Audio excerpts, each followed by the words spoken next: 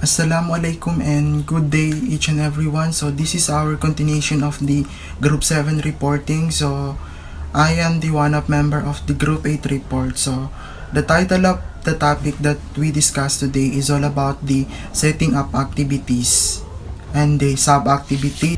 When we say setting up activities is ito ay napaka-importante sa pag-create ng project.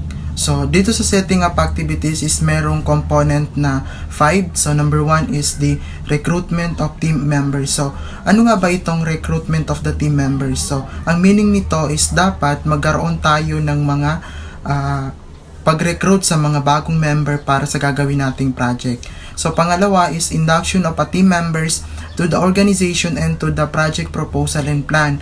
So, dito maggagawa tayo ng tasking or committee sa mga members na makukuha natin doon sa na-recruit natin. So, magbibigay tayo ng mga tasking para sa proposal na gagawin natin. And number 3 is the team building activities. So, napakahalaga nitong team building activities dahil hindi lang natin napopromote yung unity ng isang organization. So, the next is all about the networking. So, ang networking is napaka-importante ito kasi gusto natin kilala sa iba kung paano natin palawakin yung mga connection natin sa pag-create ng project. And the last is identifying suppliers. So, after ng networking na gagawin natin is doon na tayo mag-identify ng mga suppliers natin o yung mga pagkukuhanan natin ng mga resource na pwede nating magamit sa pag-create ng project. So, then you must go to the next level 3, and break down each the main activities into a set sub-activities that will enable you to achieve the overall project goal. So, after ng setting up activities is dito naman papasok yung tinatawag na sub-activities kung saan natin ililay down yung lahat ng mga dapat natin gawin para ma-achieve natin yung overall na goals ng ating gagawing project. So, the next is proceed tayo sa sub-activities. So, dito sa sub-activities na ito is dito napapaloob yung mga component na gagawin natin.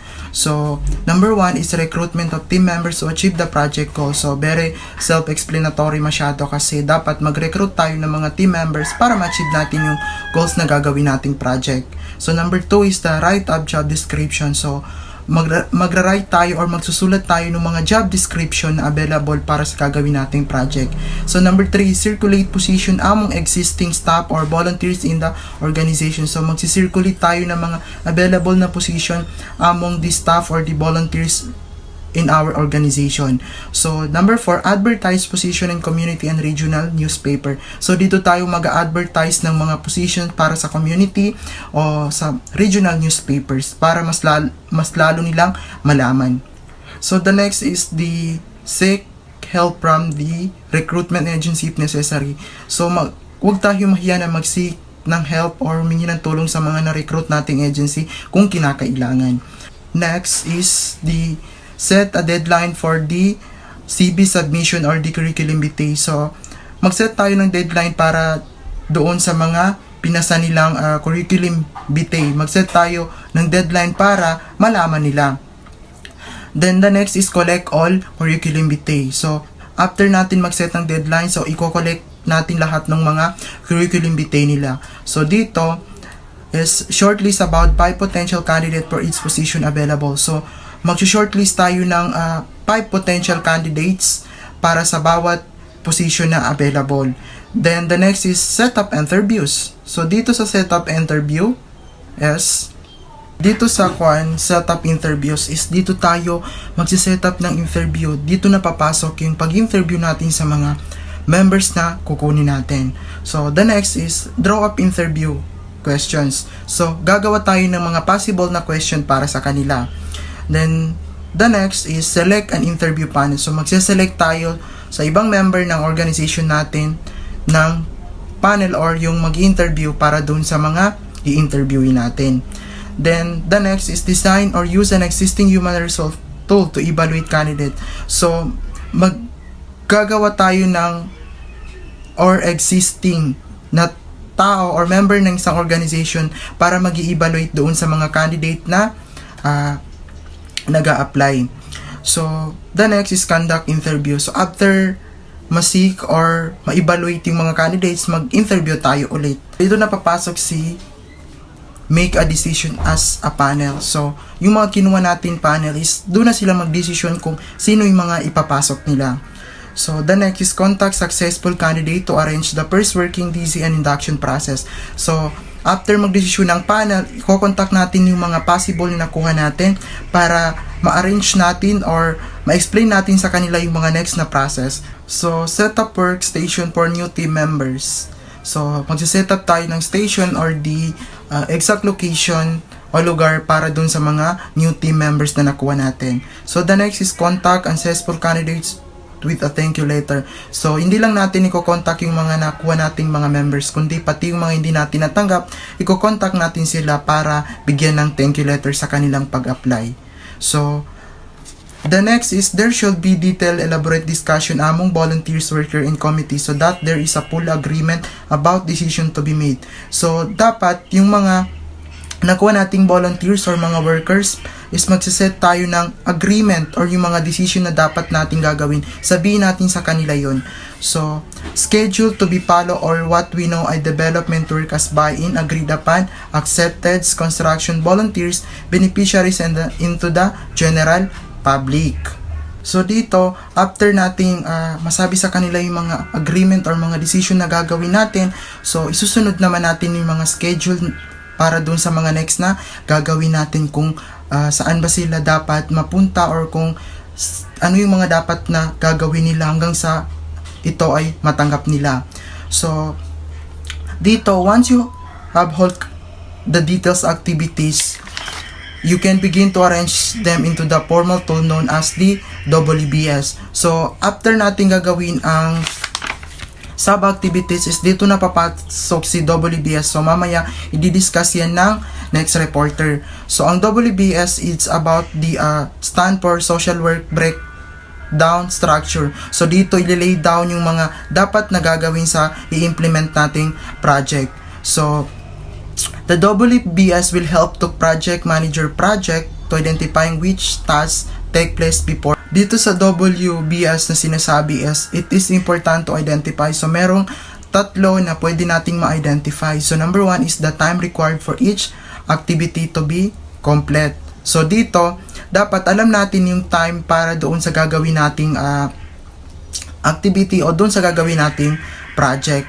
So, the next is number of people required for each task. So, dapat magkaroon tayo ng number or bilang ng mga nire-required natin sa bawat task na ibibigay natin or dun sa pagsastopping natin.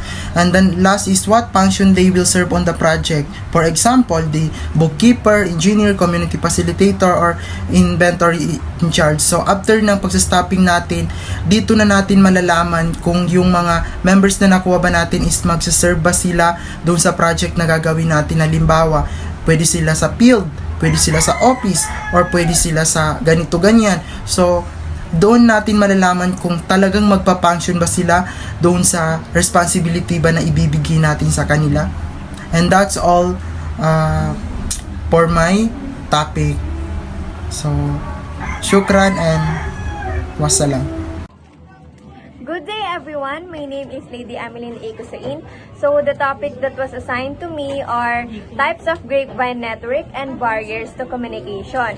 But firstly, I will discuss to you the grapevine network and the types of it.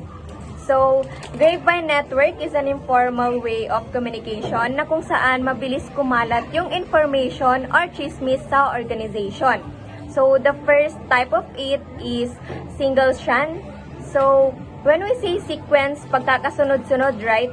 So, the message is passed from one person to another. Then, sunod-sunod na yon. But hanggang sa naipapasa yung information na yon is nagkakaroon ng changes habang humahaba yung napapasahan. So, for example, is pass the message.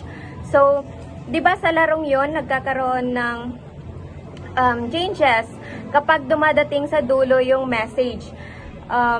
Then, yun yung example ng single strand. The next type of grapevine network is gossip network. So, for example, kapag may nalaman akong chismis, automatically yung chismis na yon is may spread na sa circle of friends ko or many other people. So, moving forward, probability network. So, sa probability network, nagkakaroon ng communication yung isang individual sa ibang tao kahit hindi niya ito kilala. And yung message na nare-relay sa ibang tao ay same lang din. So, for example is, if may checkpoint or LTO sa daan, then di ba yung mga drivers ng motor or sasakyan nagkakaroon ng communication kahit hindi sila magkakakilala. Ini-inform nila yung bawat isa na may checkpoint para ma-aware ang mga ito. So, lastly, cluster network. So, dito, ang information is nare-relay lang sa mga taong malapit sa'yo but na-spread sa ibang tao. For example, nag-share ako ng secret ko sa 3 kaibigan ko. But yung isa sa kanila is sinabi ito sa ibang group of friends nila hanggang sa napagpapasapasahan na yung secret ko. So, let us proceed to barriers to communication. So, barriers affect the exchanging of information and it makes difficult to understand the clear information that has been relayed, which can lead to misunderstanding. So one of the barriers to communication is semantic barrier. It refers to communication obstacles caused by differences in language, meaning, or interpretation. For example, pumunta ako ng Davao, then sinubukan kong makipag-communicate using their language. Kaso, kakaunti lang yung alam ko when it comes sa language nila. So, pwede yun mag-lead ng misunderstanding and miscommunication. So, next, psychological barrier. It is related to the mindset, emotions, and attitudes that can hinder effective communication.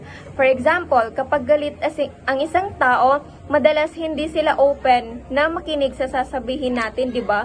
Hindi nila naiintindihan yung mga nasasabi natin sa kanila dahil nga galit sila. Then, pwede yun mag-lead ng breakdown sa pakikipag-communicate. So, the third one is organizational barrier, are obstacles that arise from the structure, policies, or culture of an organization.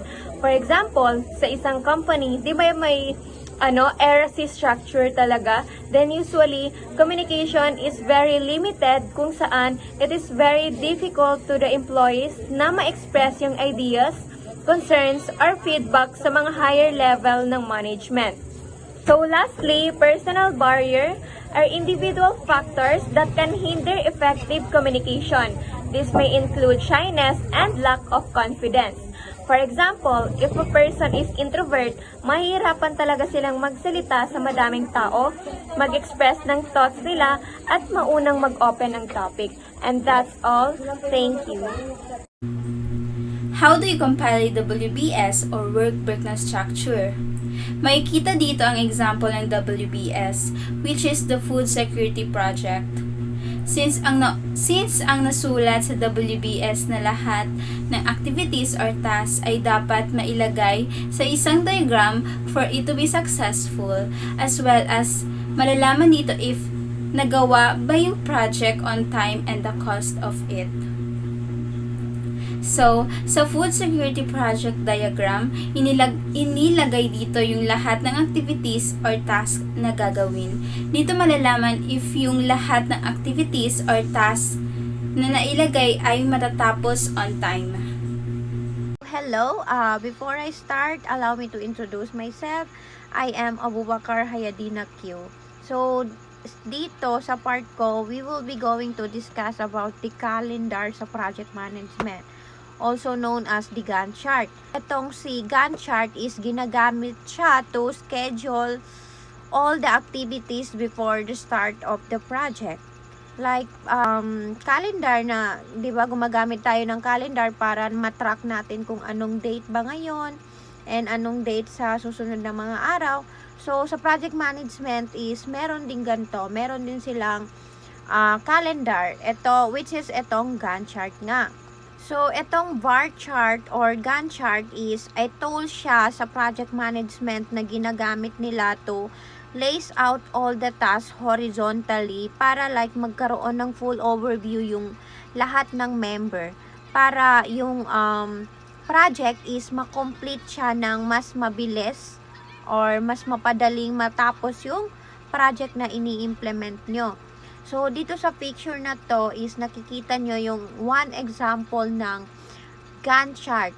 Kasi ito nga, nagbibigay ito siya ng full overview sa mga activities and tasks na expected ng gawin ng bawat isa or bawat membro ng project na ini-implement na yon. And kapag may project ka na gustong gawin is, first is you should develop a Gantt chart for the first main activities, and then kapag lays out ka na or nakapag-develop ka na ng Gantt chart dun sa first activities mo, isusunod mo dito yung mga subs activities para bago ka mag-proceed sa next activities is meron ka munang first main activities na tatapusin. Okay, let's go on to the CPM or the critical path method.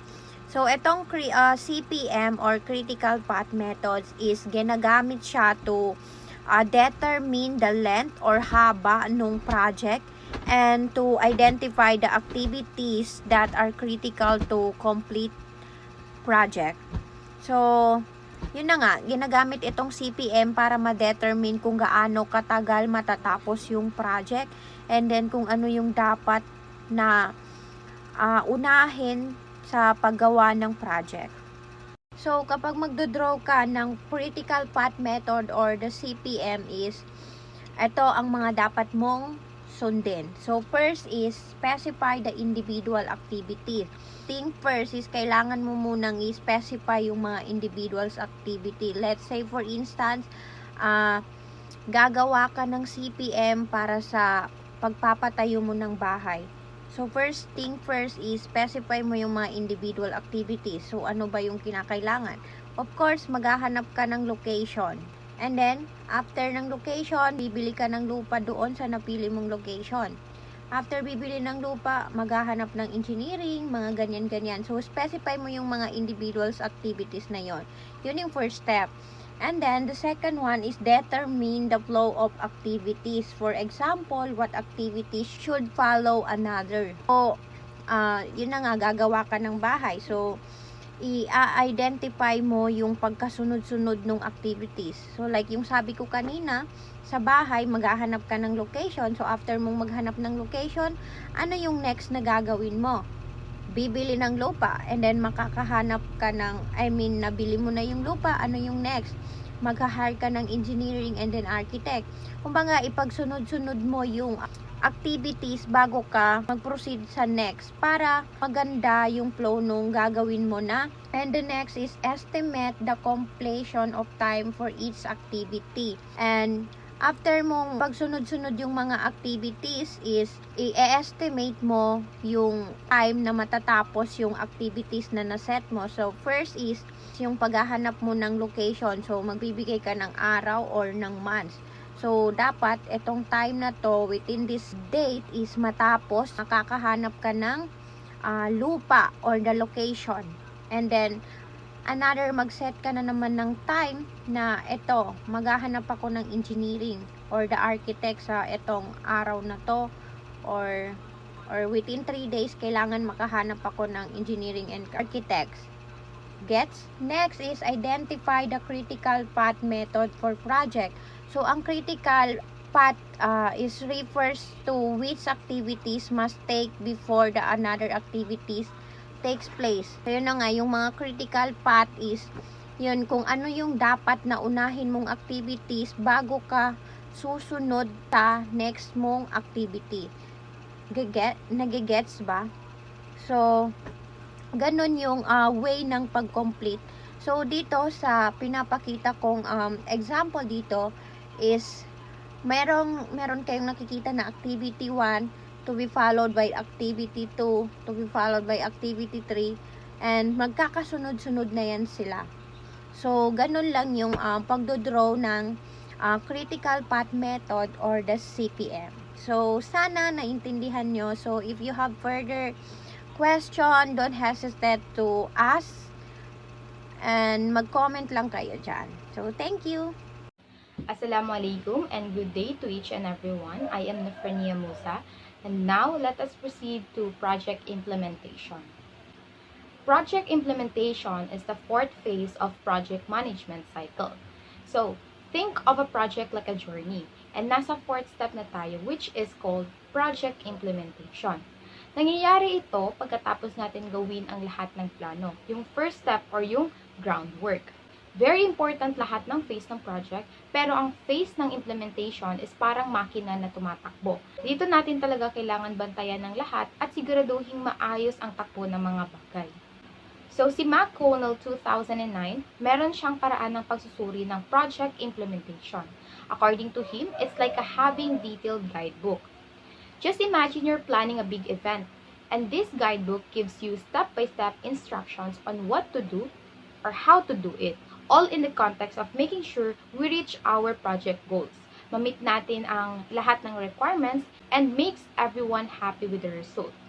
So, it's basically the roadmap to success in the project world. Ibig sabihin, ang project implementation hindi lang tungkol sa paggawa ng mga bagay, kundi tungkol sa tamang paggawa ng mga bagay para ma-achieve ang goals and masatisfy ang mga expectations. So, these are the following aspects of project execution have been selected for brief discussion. So, para mas maintindihan nyo, imagine na ikaw yung captain ng ship. First, managing people. Ima-manage mo yung mga tao mo. It's about leading your team well, making sure everyone knows their job and stays motivated. Second, standard and safety. Stick to quality rules like sailing on smooth waters. Also, be aware of potential problems like storms. Manage them to keep the project on track. Third, management and control. Imagine adjusting sails to catch the right wind. So here, it's about managing money, time, risk, and keeping your team in good shape. Fourth, record keeping. Every captain keeps a log. For us, it means nothing changes, keeping meeting records and sending regular updates to everyone interested. Successful project sailing is about clear communication, following quality standards, managing risk, and keeping good records. Ang project implementation phase is nakatuon siya sa mga details ng pagpapatupad ng plan ng isang project. It's all about making sure the plan tasks happen on time, within budget, and meet the quality standards. So, dapat ang project manager, he or she should closely watches these factors na madalas tinatawag na Golden Triangle. Kasama na ang iba pang bagay like project team and communication para ma-ensure na successful ang project. Managing project performance is crucial for achieving the project goals. During implementation, ang focus ng project manager is pagtutok and pagsasagawa ng corrective actions if may issues sa quality, cost, or timelines. Essentially, sa phase na to, you're not just making things happen, you're also controlling the results and performance of the project. So, that's it for my part. Thank you so much for listening. Assalamualaikum warahmatullahi ta'ala wabarakatuhu. I am Nurhaini D. Kamensi and I am the last reporter of this group and I will be discuss the managing people. Managing the project team is must well planned and well resourced. Project can struggles or even fail in resolving issues with project stop happen. It can be because of ability of people or capacity. It can be ability to perform the tasks required. Conflict within the project team can also result in delay or poor performance. So, ang managing project team is involved dito yung pag-ensuring resources are well-planned and available. However, even the most careful, organized project can face challenges if they are issues with staffing. Like for example, yung people na hindi available or lacking the capacity to complete task or to conflict within the team can also lead the delays or magiging lower yung performance level nila, then magiging impact din yun siya sa project success. Project teams are most effective when they have members with the skills and experience needed to the job. So in number 1, project teams functions at their best when their members possess the necessary skills and experience required to fulfill their respective roles effectively. This ensures that tasks are performed proficiently and contributes to the successful completion of project within the specific goals and timelines. Second is when the members can bring experience and approaches from a range of different backgrounds. So in the number 2, when team members come from diverse backgrounds, they bring varied experience and approach to problem solving and decision making. This diversity often leads to innovative solution and more comprehensive perspective, enriching the project's outcomes and enriching its ability to different challenges. Third is when they have enough people to do the job, but not so many that people get bogged down and in communication. 7 is an ideal number of people. In number 3, an effective project team strikes a balance by giving an adequate number of members to handle tasks efficiently without overwhelming communication. Research suggests that around 7 members can be an ideal numbers as it allows for effective collaboration and communication without excessive complexities or difficulties in coordinating efforts. Last is when they have representation from the relevant departments or community stakeholders. For example, a beekeeping project in a particular village, simple must include representation from the village to ensure buy-in and support for the project. In the number 4, this inclusion facilitates better understanding of local needs, enhances project acceptance, and increasing the likelihood of success implementation by aligning with the community's interests and goals. So that's all. Thank you.